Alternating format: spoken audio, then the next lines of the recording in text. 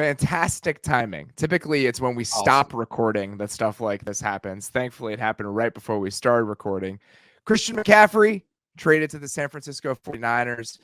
My understanding, the bulk of the trade compensation coming in the 2023 draft. The way I saw it, it's a second round pick, a third round pick, third, fourth in 2023, and a fourth in the 2023 draft for Christian McCaffrey.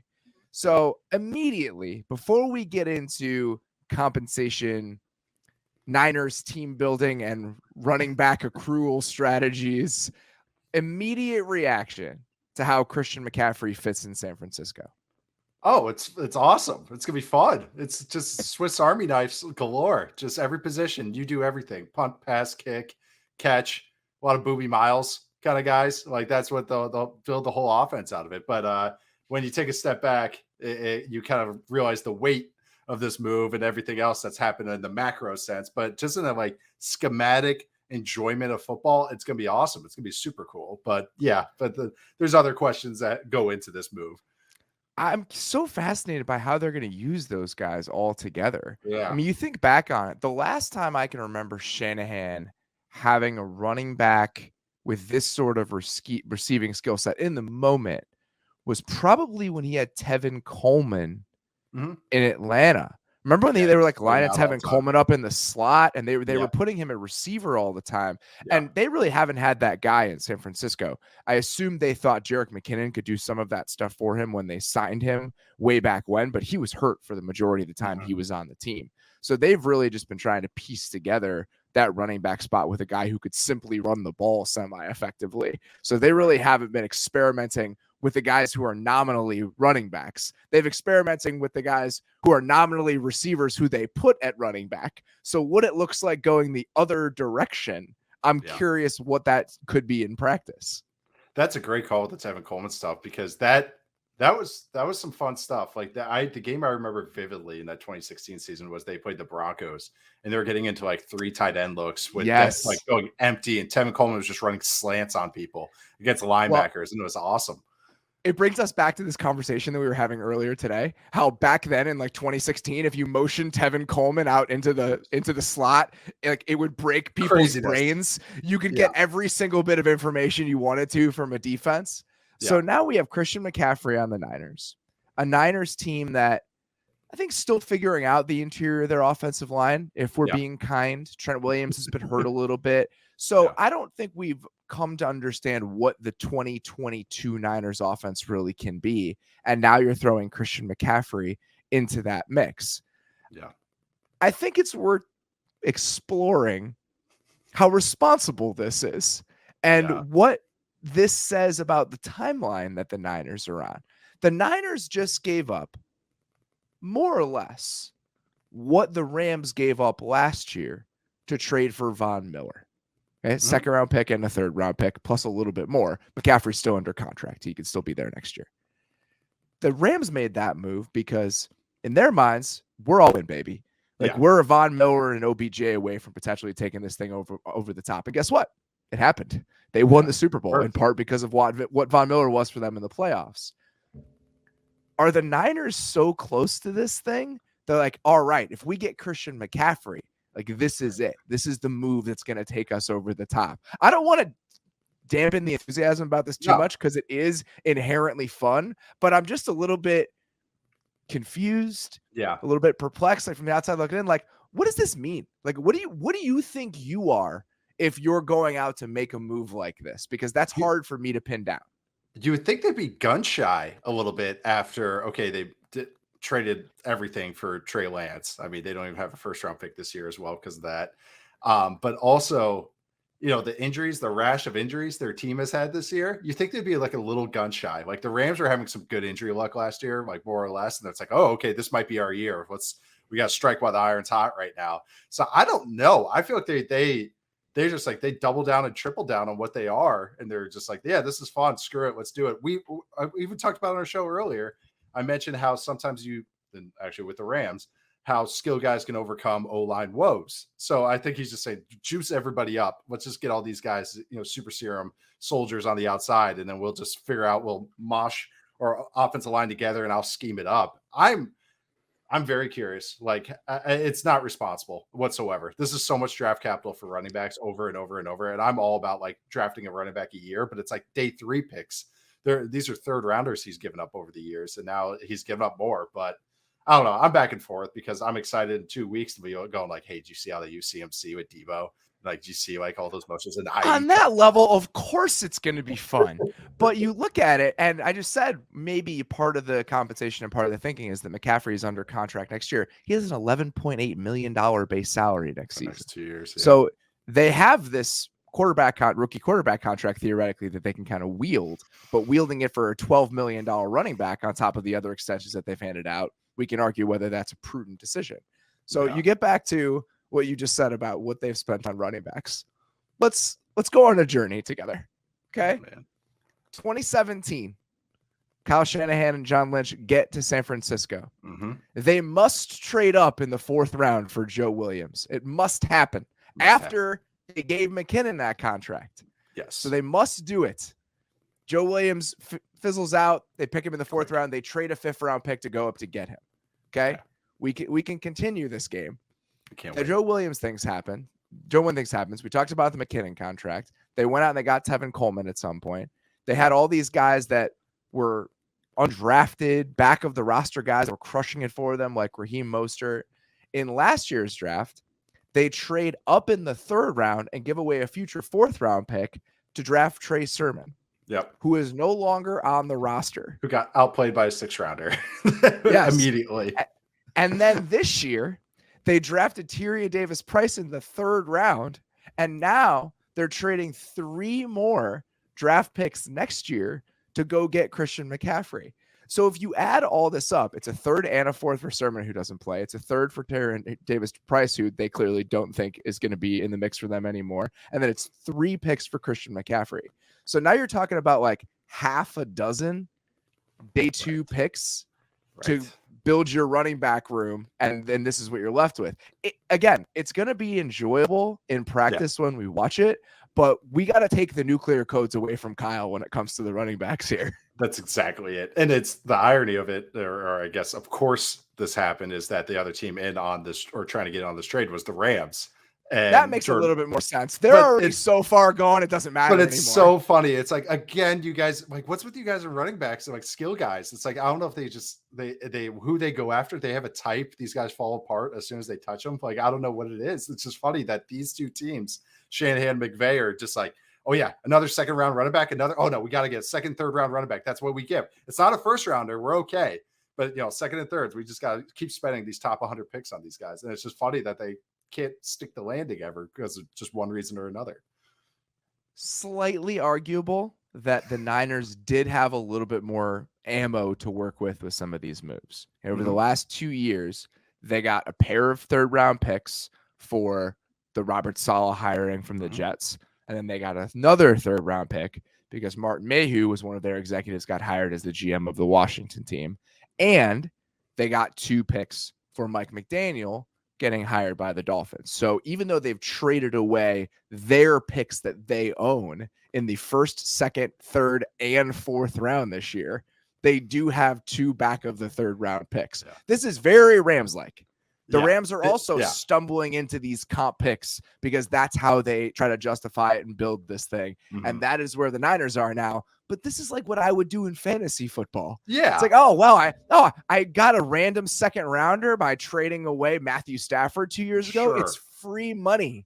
But I don't think that's how an NFL team should probably operate with their resources. But when you list off the picks one after one, I just keep getting the picture of when the Saints traded for Ricky Williams in the draft. And they just list off all the picks. I think they traded with Washington.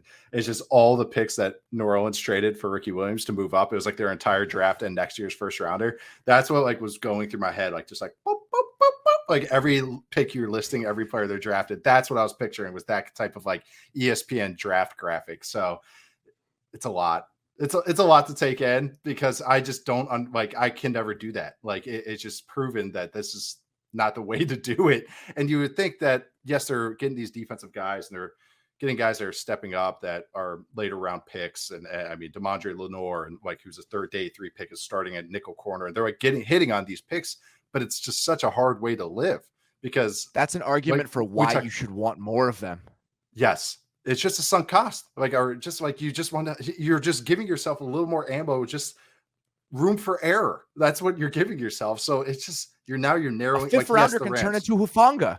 When that's happening so often, you want more of those bites at the apple. Don't you think they want O-line depth? Like just maybe a couple more bodies that aren't undrafted scrap heap types of guys. And it's like, I get it. You want to trust yourself as a schemer and a game planner, but it's like, why do you always want to try and play in expert mode? Like there's better ways to accumulate and move this. And you would think after the Trey Lance move and an injury, like I said, that they would be a little gun shy, but it's like, no, they're just doubling down. They're saying, we'll figure it out at one point. Speaking of Trey Lance, that's another thing that I'm taking away from this. Now, the onus on Trey Lance next year becomes immense. Yes. Like with you don't have any of these picks. So for you to take the next step, it is all on the quarterback that you made this move for. And we have seen him start 4 NFL games. Yeah. Like it's like 5. They're trying to thread a needle. And yeah. who knows if I would have to assume that there's a very good chance D'Amico Ryans is not the head coach there. Right. Or is not the defensive coordinator there next season. So now, like, can you count on this sort of defensive excellence that you've had over the last few years? Right. Like, I mean, I like a lot of elements of this team, but I do think that putting it on expert mode is a great way to put it. Like they have definitely upped the degree of difficulty here with some of the decisions that they've made. Like you said, the pressure on Trey Lance already felt because this defense was so good. You can kind of feel it on him to like, hey, you have to perform and not screw this whole thing up.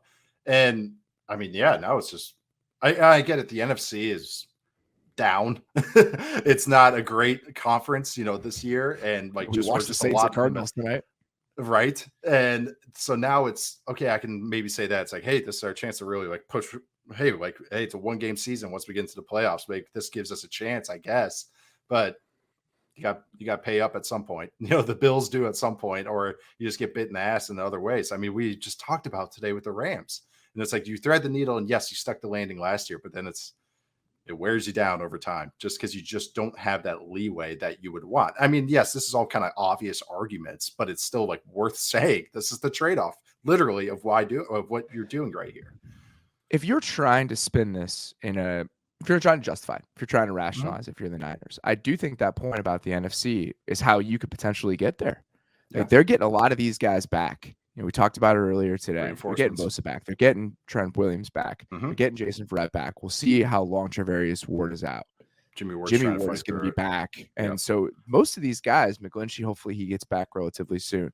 There's a chance that they're pretty close to full strength or whatever their version of full strength is over the next 2 weeks. And you could be looking at the rest of the NFC and just say, if we get 1 or 2 more pieces of Christian McCaffrey, why can't we be the second best team in the NFC with how everything else is shaken out? I think that's a very, very dangerous way to approach this stuff. The Rams did it.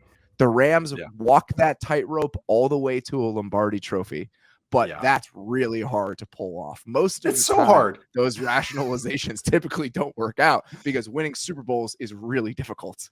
It's like the couple times I could think of these kind of quasi all-star teams was actually like the Dion 49ers when he came there for 1 year. And then also but that was a signing and everything. But then I'm trying to just think, and then the Rams, last year, it's just that it's hard. Like the Bucks are homegrown, we go, and that's with the Brady stuff and he's free agent, all that. I'm just trying to think these kind of new nucleuses of teams, nuclei. But that's what this is. A nucleus or nuclei. I think nuclei sounds right. Yeah, that sounded good. Not a science guy. Nuclei sounds right. True. But English language, you help out with. But but that's what this team like. I'm like, I don't want to dog it too much because it's just, I do want to dog it, but I don't want to dog it too much because I'm just so excited to watch it again. I know that's terrible to say, but I just want to see what he does. He doesn't really, we haven't seen Shanahan with too much of these high pedigree running backs that aren't his anointed high pedigree running backs that he takes in the 3rd round, but actual guys that we know can be stars. Actually, can we talk about like maybe the Panther side for a sec? Like this is awesome for them. Like, my God. This is best case scenario. Yeah. Best case scenario to get to redraft. Yes. I mean, this is a team that traded away a pick to go get Matt Corral, so they're already low on draft capital. It's just time. If you're the Panthers here, you're probably sitting there. You're looking at what next season could be with McCaffrey. So $19.5 million cap hit for Christian McCaffrey next year if you're the Carolina Panthers. Yeah. And trading him, I think we'll see what kind of dead money they're looking at. I think it's something around like $15 million. They restructured him, so it's a decent chunk, but they're still looking at they save $1 million next year. they save $1 million next year. So they save $1 million and they get 3 draft picks. So that's not a bad outcome for Carolina, because I can understand if you're looking at the DJ Moore contract and he's a 25-year-old wide receiver and you'd already paid out the signing bonus. Okay, we want that. We want that guy as part of this. Brian Burns is a 25-year-old pass rusher with 1 year left on his deal. I don't think you should fire sale this thing, because there is an argument to be made about creating a soft landing spot for whoever you hire as your head coach. But McCaffrey is going to be 27 next year. He's had a lot of trouble staying healthy, and he's really, really expensive. So I absolutely think this is a good chance for Carolina to potentially kickstart this thing. If they have the first overall pick next year, which they absolutely could, and you have an extra second, an extra third, an extra fourth, and you have what I think are some pieces in place, right? Like DJ Moore is a nice player in the right circumstances. We'll see what Ekwonu can be over time. Moten has been a good right tackle for them in stages. They are not as bad as some of these other teams that stumble into the first overall pick. They've paid for it. They don't have as much financial flexibility as some other teams that bottom out. But I also think that this thing could get microwaved pretty fast if they get name your number 1 overall pick quarterback, the right head coach, and you get some of these other draft picks, then you can start building this thing with. I totally agree. Absolutely. Because like with Burns, if they could figure that out, I mean, you already have a true Pro Bowl pass rusher, which is, what you want to get. That's one of the building blocks usual teams want to get. But I think just that DJ Moore point is you and I have talked sometimes about, like, even I think it was with the Falcons mostly, and we're talking about just dropping a young quarterback into just such a bad situation, like with the perfect Bears. Example. And now it's okay. At least he has a weapon. At least he has some pedigree on his offensive line. It's not just it's just like, hey, go make us some plays out there. Now he has something to lean on where it's not just all him. I'm just the hypothetical, because probably odds are they're taking one of these quarterbacks. Like it's stars are aligning if it worked out that way. So having a guy that he can lean on at those times, him being whatever quarterback they take, that helps so much. And it also just makes it attractive for head coaches and GMs. This stuff has become recruiting for these guys. So, it's from owners and just making sure if they, whatever they do with the GM, but for a head coach, it's, hey, this is what we got. You got all this draft capital. We can go get your guy, your hand-picked quarterback, and you can just start from scratch with this. There's no one getting washed onto you, and you're going like, well, I got to coach this guy up. So I think that also just helps out too with their argument and just what their next step is as a franchise. It's so depressing to look at some of the other situations around the league that aren't the Bears. Like even the Giants, Andrew Thomas is legit. Yeah. Like Andrew Thomas is a star level left tackle. They draft Evan Neal in the top. I can never remember who was picked where. Top 7? He was the 7th pick, right? 7. I always go and top 10. And then Thibodeau was top 10. It away. Yeah. So you get 2 top 10 tackles. And even if your wide receiving core is not full of NFL players right now, whoever you drop in at quarterback next year, potentially, they have 2 top 10 tackles and 1 elite left tackle. The Falcons have Jake Matthews, who is a serviceable NFL left tackle. They have 2 top 10 picks at the receiving positions for whoever plays quarterback for Chris them. Lindstrom. They have Chris Lindstrom is there. Amazing. Yep. McGarry is, we'll see what happens. They, obviously improved. They took away his 5th-year option, but if they, I gave him such backhanded compliments in my article because I gave him one of the most approved tabs, and I was just like, he went from not even making a roster to he's fine. Like, but that's so an offensive tackle. That's what you want, man. Yeah, so you have all these teams that were supposed to be rebuilding and supposed to be tearing it down, and they're all more hospitable places for a quarterback than what's happening in my hometown here. Oh no. I mean, that's the path. And like you guys look at the Bears, it's like we got cap space and we got all our draft picks. And then that's what you're all those left tackles that become available in free agency. Go spend on one of those.